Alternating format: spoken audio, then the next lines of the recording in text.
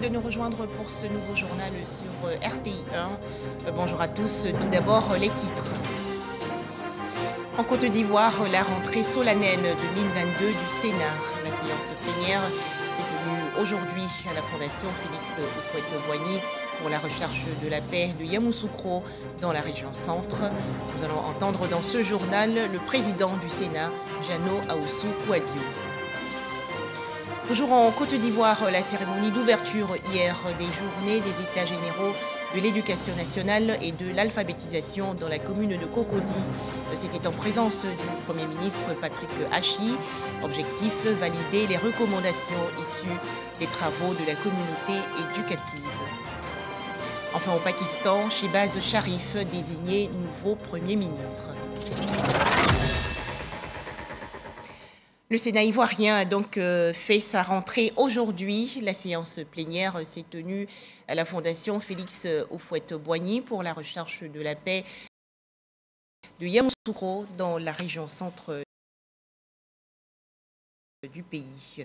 Nous allons revenir sur cette information dans nos prochaines éditions, mais avant, quelques mots du président du Sénat, Jano Ahoussou Kouadio.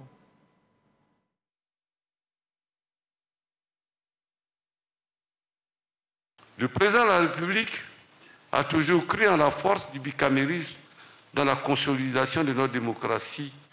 Il a eu raison. Le président de la République a toujours cru en la force des territoires pour adresser les questions de développement local aux moyens de solutions, elles aussi locales. Il a eu raison. Au-delà des réformes institutionnelles majeures qu'il a initiées, le président de la République, son Excellence M. Alassane Ouattara, par son leadership charismatique, a su propulser notre pays au rang des États les plus respectés du continent et les plus convoités au niveau international. Ainsi, dans un contexte mondial dominé par la résurgence des tensions dans les relations internationales depuis la Seconde Guerre mondiale, marqué notamment par la guerre en Ukraine, le président Alassane Ouattara constitue une chance inouïe pour conduire le navire ivoire vers les destinées meilleures.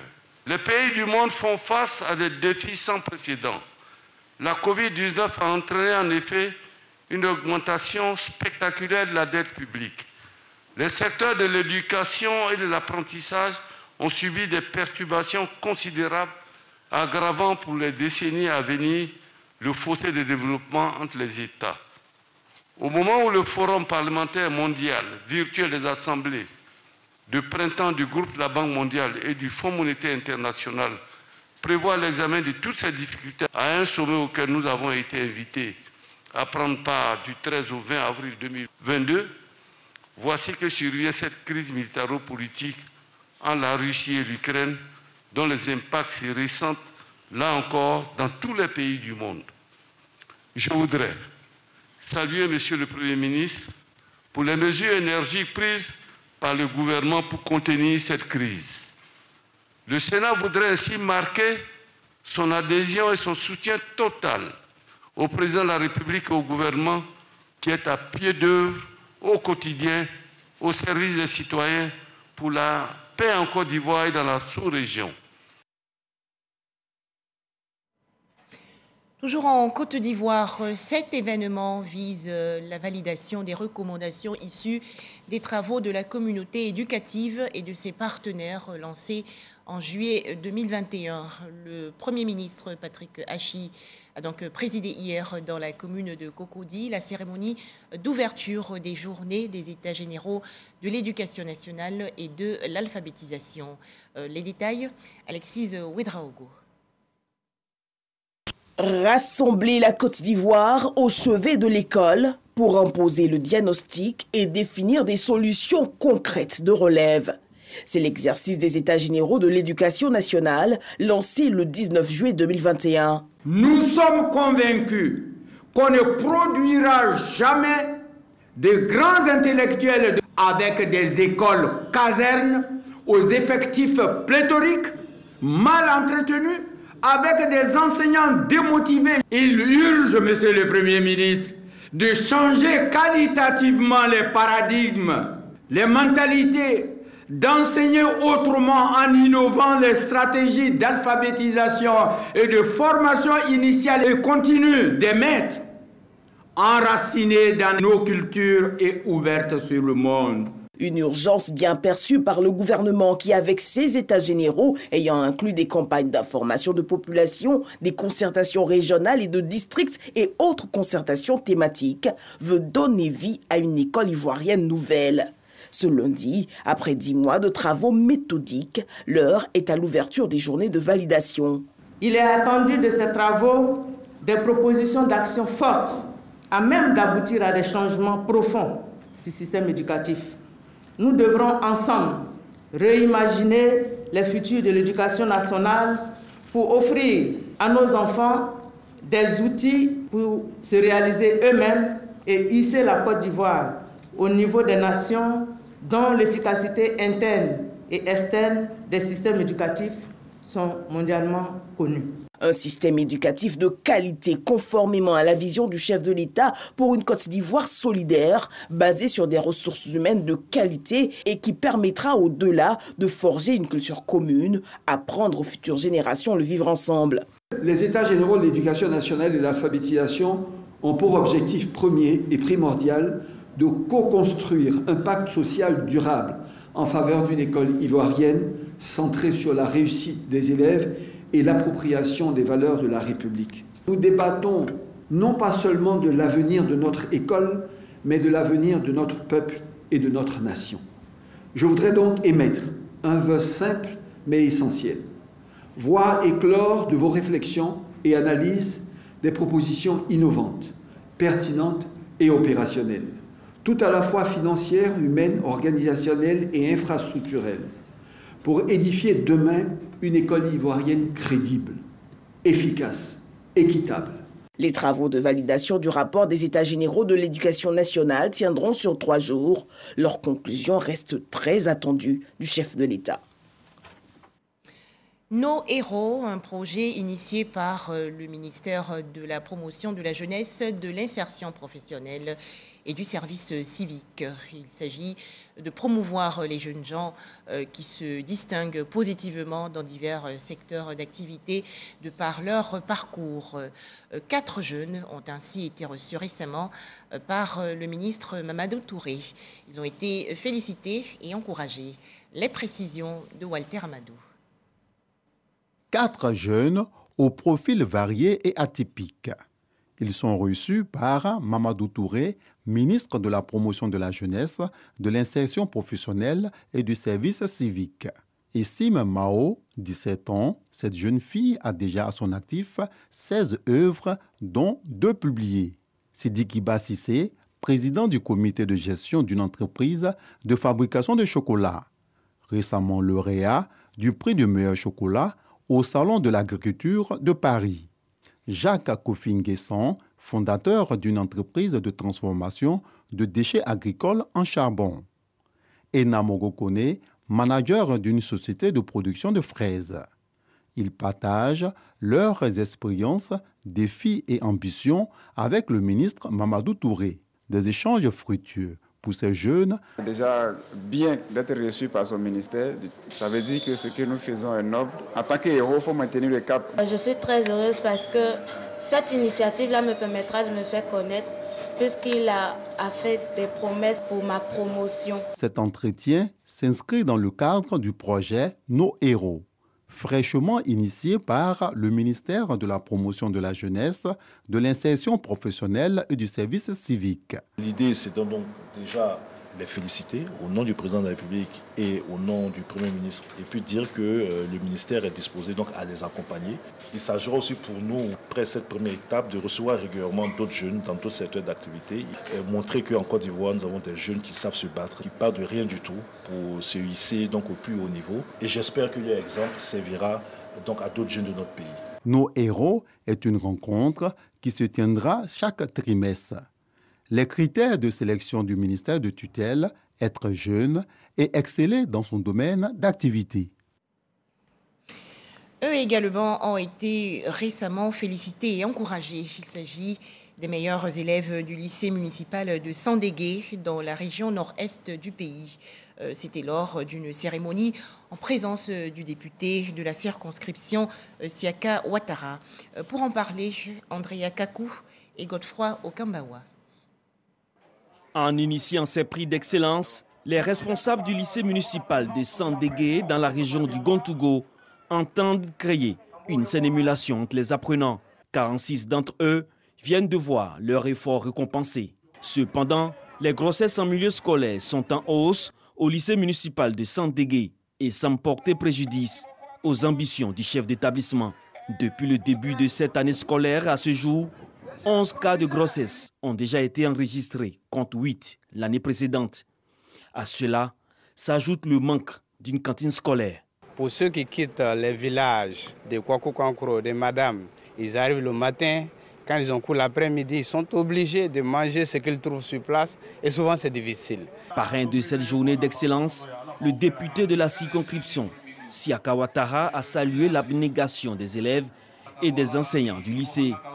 Pour répondre à l'une des préoccupations de l'établissement, il a offert 5 tonnes de ciment pour le début des travaux de construction de la cantine. Ils sont aujourd'hui notre espoir. Ils sont l'espoir de leurs parents. Et ces derniers souffrent pour pouvoir les scolariser. À leur tour, femmes comme garçons, ils doivent s'abstenir.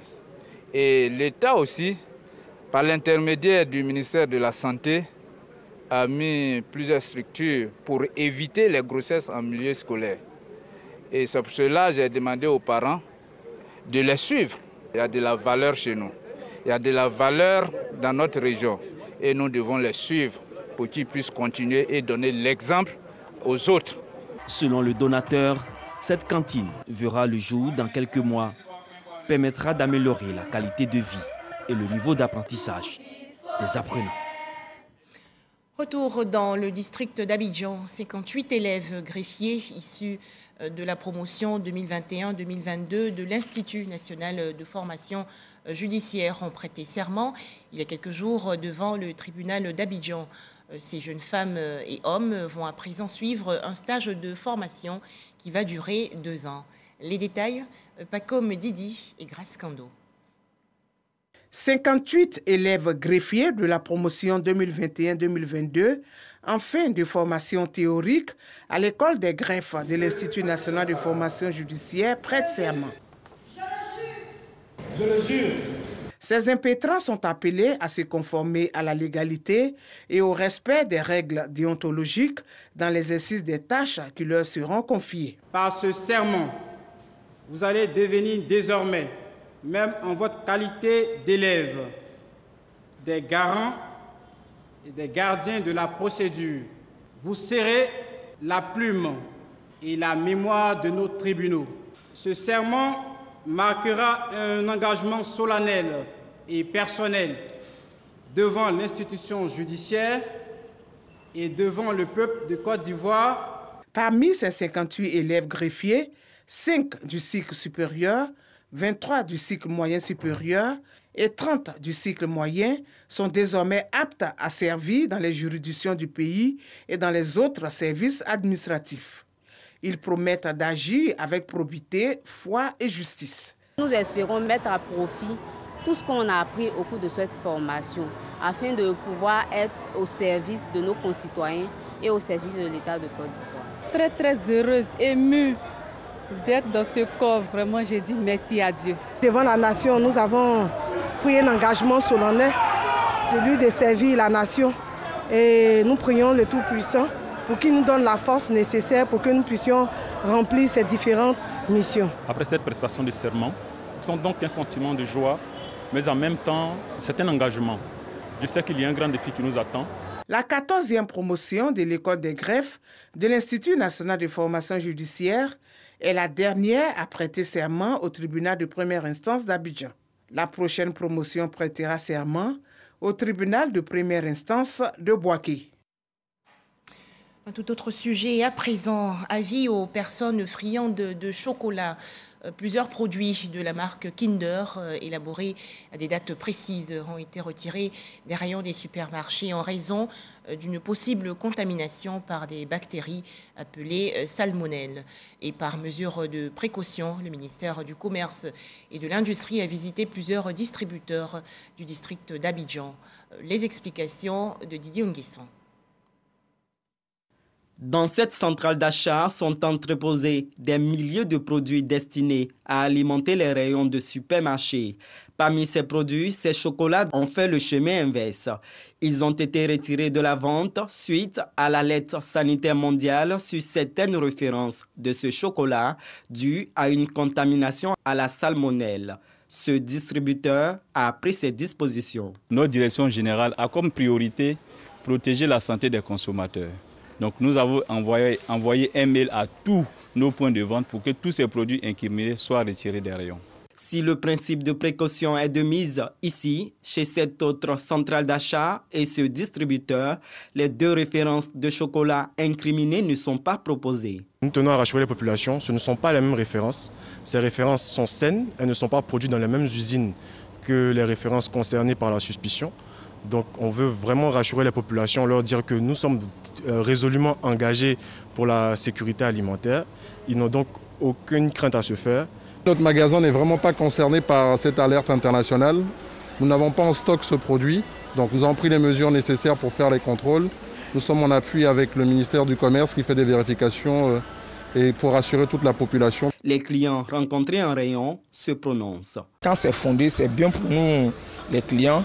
Par précaution des utilisateurs, si le gouvernement voit que ce n'est pas une bonne chose, ils peuvent retirer et ramener après. Après les échanges avec les centrales d'achat et la visite des entrepôts, le directeur de la répression des fraudes du ministère du Commerce rassure. Nous, en tant qu'administration, nous procédons à la surveillance du marché de sorte que ces produits-là ne puissent pas se retirer sur le marché. Et si ces produits ont été déjà mis sur le marché, nous menons des investigations de sorte que ces retraits-là soient faits. Il ne s'agit pas de toutes les gammes de produits Kinder. Il faut bien préciser. Il y a des types de Kinder qui sont incriminés et qui font l'objet de l'alerte. Les clients ayant acheté les deux types de chocolats suspicieux et qui ont conservé leur reçu sont invités à retourner les produits pour se faire rembourser. À présent, les chiffres du coronavirus en Côte d'Ivoire.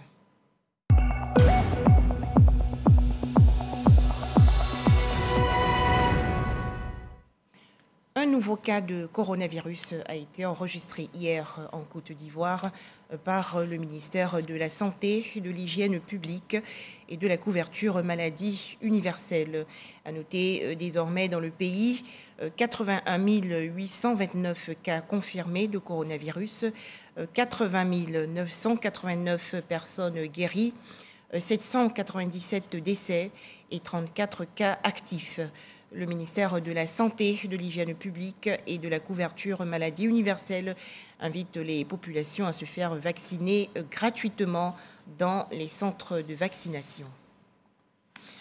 Dans l'actualité nationale également, le lancement officiel du projet de réduction d'émissions de gaz à effet de serre autour du parc national de Taï.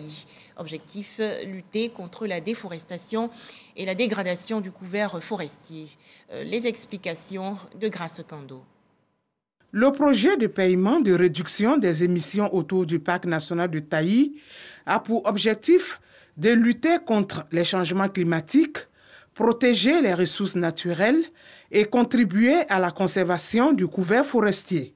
Il est attendu de tous les acteurs intervenant dans la zone du projet la mise en œuvre des activités, et je les cite, d'intensification agricole et forestière pour une agriculture zéro déforestation, de gestion forestière durable et de conservation des forêts classées et des parcs nationaux, de boisement, reboisement et restauration des terres et des forêts dégradées. La Côte d'Ivoire a signé en octobre 2020 son premier contrat d'achat de réduction d'émissions autour du parc national de Taï avec la Banque mondiale pour un montant de 25 milliards de francs CFA. Il nous faut poursuivre résolument nos efforts pour relever les défis environnementaux qui se présentent à nous et qui ont un impact sur le bien-être et la qualité de vie des générations actuelles et futures. Dans cette perspective, Monsieur le ministre exhorte la Banque mondiale à rehausser le prix d'achat du crédit carbone afin que le projet puisse bénéficier davantage aux communautés. Le projet de paiement des réductions d'émissions dans les zones du parc national de Taï a une durée de 5 ans. Il s'étend sur la période 2021-2025. Toujours en Côte d'Ivoire, où en sont les travaux d'aménagement de la zone industrielle d'Akoupé-Zedji PK24. Le ministre du Commerce et de l'Industrie, Souleymane Dirasouba, a effectué hier une visite de terrain. Les détails dans ce reportage de Dangui Dangui. Voirie et terrassement enchevés ou en cours d'achèvement. Travaux de drainage en eau pluviale, d'assainissement ou d'alimentation en eau potable également en cours d'achèvement. La zone industrielle d'Akoupé-Zedji PK24 est en chantier. Un vaste chantier d'une superficie de 361 hectares et d'un coût total d'environ 80 milliards de francs CFA que le ministre du Commerce et de l'Industrie a visité ce lundi pour, dit-il, prendre la mesure de son état d'avancement. J'ai pu me rendre compte de façon effective que les travaux avançaient, qu'aujourd'hui, pour ce qui concerne tous les travaux qui sont réalisés au niveau de la phase 1 des 234 hectares, nous sommes à un niveau de réalisation autour de 87%, ce qui est un très bon niveau, ce qui nous permet de prévoir en fait la fin des travaux au niveau de cette phase-là pour fin mai prochain. Pour ce qui concerne cette phase, sur 127 hectares, nous avons aujourd'hui un niveau de réalisation de l'ordre de 74%. La zone industrielle d'Akoupé-Zedji PK24 se prépare ainsi à accueillir plus de 140 usines. Plusieurs y tournent déjà à plein régime, mais beaucoup d'entre elles traînent encore les pas. Nous avons environ 50% à qui nous avons fait des attributions de terrain, mais qui n'ont pas encore commencé les travaux. Donc je voudrais profiter en tout cas de cette opportunité pour leur lancer un appel afin qu'ils puissent réaliser les travaux dans les délais tels que prévus par rapport aux engagements qu'ils ont eu à prendre. Parce qu'à défaut, les tests nous permettent en fait de leur retirer les terrains au profit d'autres opérateurs économiques et industriels qui ont des projets matures et qui sont prêts à commencer. Ce sont à terme plus de 140 000 emplois directs et plusieurs autres milliers d'emplois indirects qui seront créés avec la zone industrielle d'Akoupé-Zedji PK24. Religion, 24 tonnes de riz et 15 tonnes de sucre offertes récemment aux fidèles musulmans du Bafing dans le nord-ouest du pays. C'est un don du ministre Moussa Sanogo, également fils de la région. Le point, Ève Boué. Samedi 2 avril 2022, début du ramadan chez les musulmans. Pour aider les fidèles démunis de la région du Bafing, Moussa Sanogo, ministre du budget et du portefeuille de l'État, cadre de la région, offre 24 tonnes de riz et 15 tonnes de sucre. C'est un mois sacré, c'est un mois de pénitence, c'est un appel à la solidarité, surtout de partage des conditions des plus pauvres, de renforcement de notre patience et de l'endurance. Et cet appel à la solidarité-là, c'est notre part qui est ainsi remise aux populations du Bafing. En tout cas, nous leur souhaitons un excellent mois de Ramadan et que Dieu accepte les prières. Les bénéficiaires reconnaissants ont formulé des prières pour le bon déroulement du carême musulman, 4e pilier de l'islam. La communauté musulmane de Korogo et celle de Sinématiali dans la région nord du pays, également soutenues en cette période de jeûne. Ces fidèles musulmans ont ainsi reçu 40 tonnes de produits alimentaires composés de riz, de sucre et de lait. C'est un don du président de la République, Alassane Ouattara. Les précisions de Ami Sissoko. Ramadan, mois de jeûne, mais également mois de générosité, de partage et de solidarité.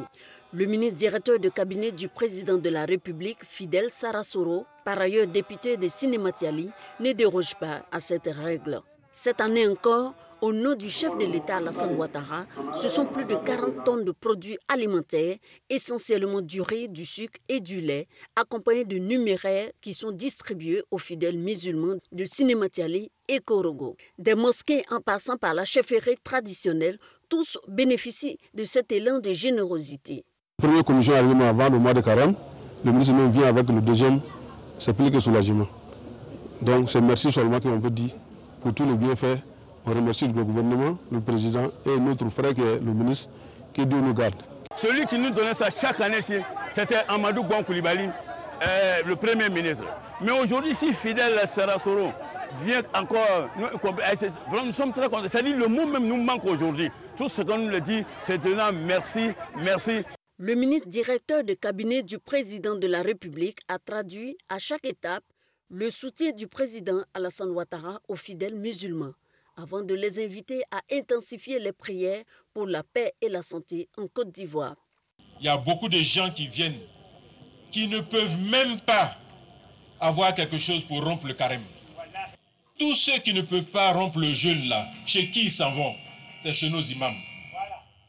Donc, j'ai dit, je vais donner quelque chose pour aider nos imams. Voilà le sens de ce geste.